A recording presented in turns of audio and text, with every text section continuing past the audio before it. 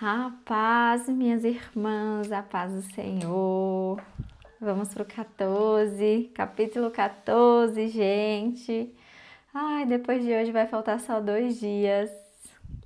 Mas Deus é bom, estar aqui com vocês é tão bom. Eu sei que é tudo muito novo, né? Saí do trabalho, deixei os atendimentos para estar aqui. Levando a palavra do Senhor e não só aqui também, né? Mas no dia a dia. Não é fácil, gente, mas é como Pedro falou.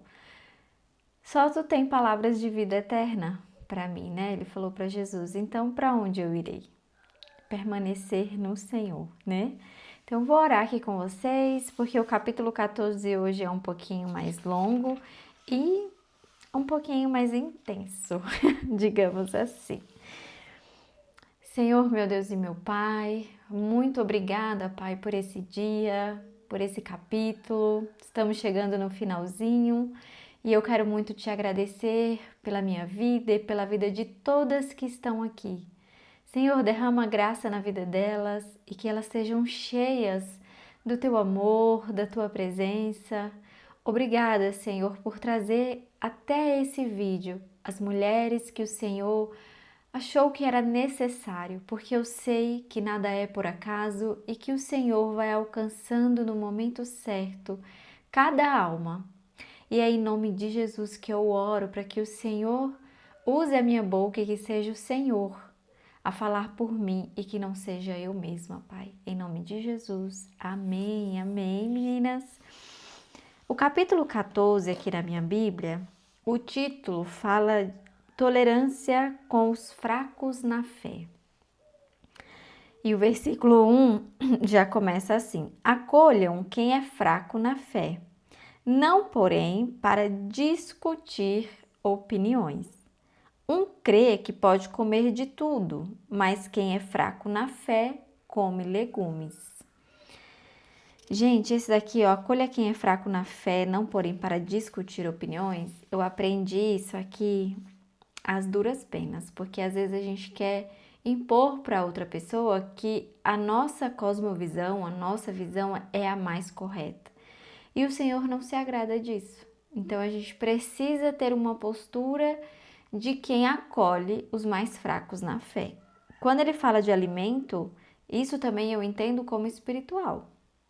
Algumas pessoas estão mais prontas para comer uma comida sólida, mais forte, outras nem tanto, mas ele está falando de comida mesmo aqui. Ele está falando que uns acreditam que pode comer de tudo, mas os fracos na fé comem legumes.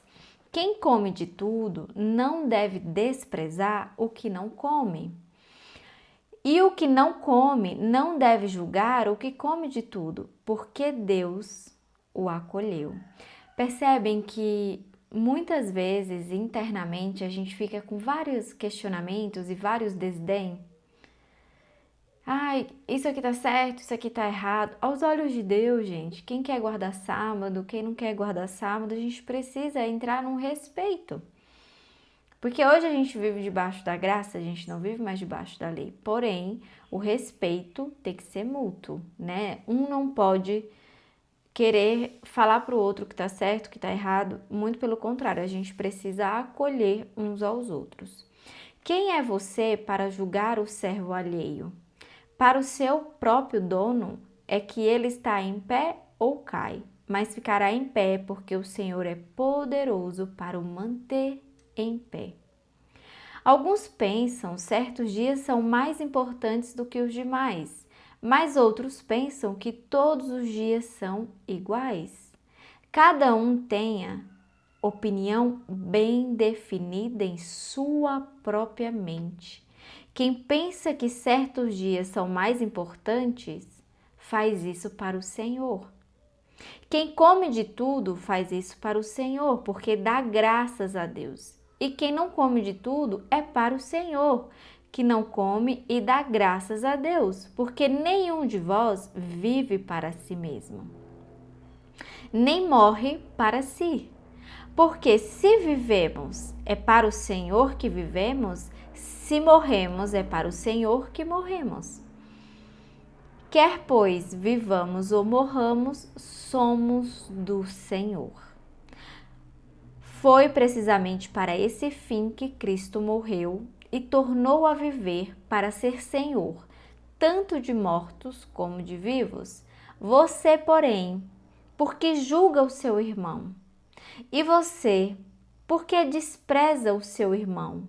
Pois todos temos de comparecer diante do tribunal de Deus, como está escrito: por minha vida, diz o Senhor, diante de mim, se dobrará todo joelho e toda língua dará louvores a Deus. Assim, pois, cada um de nós prestará contas de si mesmo diante de Deus. Então, irmãs, vocês percebem que tudo é singular? Tudo é para Deus, o nosso trabalho é para Deus.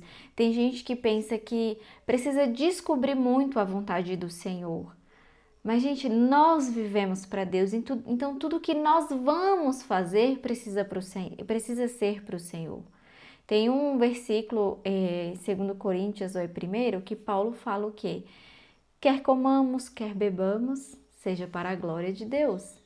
Que é exatamente isso daqui. Independente se um acha que um dia é mais certo do que o outro, se um quer comer ou beber alguma coisa, nós só precisamos tomar cuidado para não fazer o outro pecar e tropeçar nas nossas atitudes. Nós precisamos, com respeito, acolher o outro. Isso quer dizer que a gente não vai discordar de uma coisa ou outra? Nós vamos discordar, mas é a posição do nosso coração, é como nós reagimos a isso que diz aonde nós estamos posicionadas. Porque de nada adianta eu estar correta de algo e querer afrontar o meu irmão nesse exemplo, por exemplo, tem gente que guarda sábado, tem gente que não guarda. Tem gente que não come carne de porco, tem gente que come carne de porco. E aí a gente entra naquela questão, tá tudo bem, nós precisamos respeitar, porque se a pessoa não come a carne de porco, ela dá graças ao Senhor por isso. Se ela guarda o sábado, ela dá graças ao Senhor por isso. Se ela não guarda, ela dá graças ao Senhor, e se ela come, ela dá graças ao Senhor. E assim a gente vai mudando o nosso olhar para a vida. A gente vai mudando o nosso olhar para as pessoas, porque, gente, sabedoria, ela não vai se adquirindo apenas sentada numa cadeira isolada. Precisa de convivência com as pessoas. A gente precisa se entrosar, como diz a história, né, com outras pessoas, porque senão a gente não vai aprender nada. A Bíblia fala que um ferro afia o outro, assim como um ser humano afia o outro. A gente está sempre melhorando uns aos outros, porque nós somos seres humanos, então, né, como o ferro afia o outro, o ser humano vai afiando o outro. E por isso a gente precisa entender que em tudo nós damos graças ao Senhor. Então, seja trabalhando, seja arrumando a casa, seja comendo, seja o que você veste, o que você passa no rosto, os brincos que você usa, tudo, literalmente tudo, nós fazemos para o Senhor. No versículo 13, Paulo fala o seguinte: portanto, e detalhe que eu vou voltar aqui, uma coisa muito importante que eu preciso falar, que ele disse que nós precisamos, cada um tenha uma opinião bem definida em sua própria mente.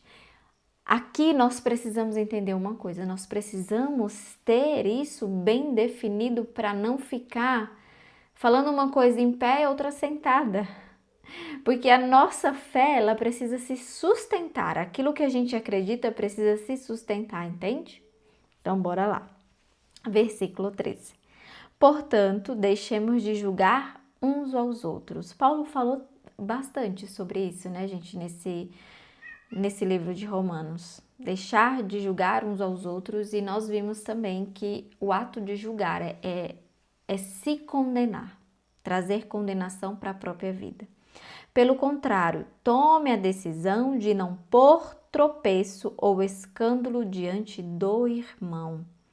Eu sei e estou persuadido no Senhor Jesus de que nada é impuro em si mesmo, a não ser para aquele que pensa que alguma coisa é impura. Para esse é impura. Então, tudo depende de como a gente crê, de como a gente enxerga. Porque se a gente já pensa que tal coisa é impura, é melhor nem fazer, porque realmente já é impuro. Então, se você fizer, você está se contradizendo e você mesmo vai acabar se atrapalhando aí. Se o irmão ficar triste por causa do que você come, você já não anda segundo o amor. Não faça perecer por causa daquilo que você come, aquele por quem Cristo morreu. Não seja, pois, difamado aquilo que vocês consideram bom, porque o reino de Deus não é comida nem bebida, mas justiça, paz e alegria no Espírito Santo.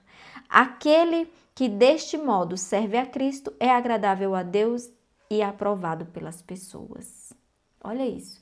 Agrada a Cristo e é aprovado pelas pessoas. Por exemplo, você gosta de tomar vinho. Mas aqui no Brasil, os cristãos, eles não têm esse hábito de tomar vinho. Nos Estados Unidos, fora, todo mundo toma um vinho, toma uma cerveja e por aí vai. Só que nós temos que entender que nós temos o pecado que é nosso, que nos prejudica, e um pecado civil, que é contra o nosso irmão. Percebe? Então, se eu vou beber um vinho, uma cerveja, e o meu irmão que está do lado crê que isso é errado, nós estamos pecando, estamos fazendo o outro transgredir. Então, o que eu visto está de acordo ou está fazendo o irmão pecar? O que eu como está de acordo ou está fazendo o meu irmão pecar? O que eu bebo? Porque, gente, no Brasil, eu não discordo, tá? De não beber. A Bíblia não proíbe, porque a Bíblia fala para a gente não se embriagar, né, de vinhos e sim do Espírito Santo. Mas, por exemplo, se eu sei que no meu meio tem uma pessoa que tem muita dificuldade de lidar com o álcool, você vai beber um vinho na frente dessa pessoa? Você se controla, mas a outra pessoa não se controla. Então, a ótica do Senhor é sempre a empatia. Eu não vou fazer isso porque o meu irmão pode pecar. E quando eu faço isso, eu agrado o Senhor e tenho honra no meio das pessoas. Então, Jesus, ele vai sempre confrontando o nosso orgulho, porque o mundo quer assim, eu vou fazer o que é melhor para mim. Ah, eu gosto, o que tem? Não tem nada. Ah, é só uma cervejinha. E tem pessoas que acabam influenciando o outro. Esses dias eu falei para uma pessoa o seguinte: não atribua para você essa injustiça. Não faça tal coisa a ponto de trazer para você esse pecado, essa injustiça, porque injustiça é pecado. E essa pessoa não gostou e não vai gostar mesmo, gente. Porque assim, vocês percebem, eu não estou trazendo uma discussão, eu estou trazendo uma alerta. Não atribua a você essa injustiça. Então Deus, ele é muito misericordioso e ele tem prazer na nossa união. Ele não fez a gente para vivermos isolados, porque Provérbios já diz que quem vive isolado vive pensando em si mesmo, é uma pessoa egoísta. Então aqui o zelo é o amor pelo próximo. Eu posso fazer tal coisa, mas o meu irmão não é tão forte para aguentar ser exposto a essa situação. Então, por amor, eu abro mão disso aqui nesse momento para preservar a alma do meu irmão. No versículo 19, filha, gente, no versículo 19, diz assim: assim, pois, sigamos as coisas que contribuem para a paz e também as que são para edificação mútua. Não destrua a obra de Deus por causa da comida. Todas as coisas, na verdade, são puras. Mas não é bom quando alguém come algo que causa escândalo. É bom não comer carne, nem beber vinho, nem fazer qualquer outra coisa que leve um irmão a tropeçar. Olha, gente, como é forte, é o que eu acabei de falar. Se vamos fazer o irmão tropeçar, então não devemos comer e nem beber. A fé que você tem, guarde-a para você mesmo guarde para você mesmo diante de Deus. Bem-aventurado é aquele que não se condena naquilo que prova, mas aquele que tem dúvidas é condenado. Se comer, pois o que ele faz não provém de fé, e tudo que não provém de fé é pecado. Gente, por muitos anos eu fui uma pessoa assim, que sofri de uma dúvida crônica. E isso também é uma idolatria do nosso coração, porque às vezes você está certa de que não quer fazer algo, aí a pessoa chega e fala assim, mas não tem nada a ver, o que que tem? E você vai lá e você faz, mesmo sabendo que você não queria fazer. Ali você já pecou. Já era, minha filha. Agora é se arrepender, pedir perdão a Deus e não viver nessa dúvida crônica, porque a dúvida, ela é uma tragédia para nossa alma. A Bíblia já diz, mas aquele que tem dúvidas é condenado a se comer. E Paulo está falando aqui se comer, dando esse exemplo, gente, mas isso serve para tudo. Se você tem uma certeza na sua mente, no seu coração, de que você não quer fazer algo, não faça por estímulos externos. Faça se sentir que, se você sabe que é de Deus aquilo ali. Mas entrando no respeito para com o outro, se você gosta de tomar um cálice de vinho ali, né, à noite em casa, e não está fazendo o outro transgredir, não estou te influenciando a beber. Mas estou dizendo o que Paulo disse. O que Paulo fala? É bom não comer carne, nem beber vinho, nem fazer qualquer outra coisa que leve o irmão a tropeçar. Então, a sua obrigação e a minha obrigação é não fazer o irmão tropeçar. Amém?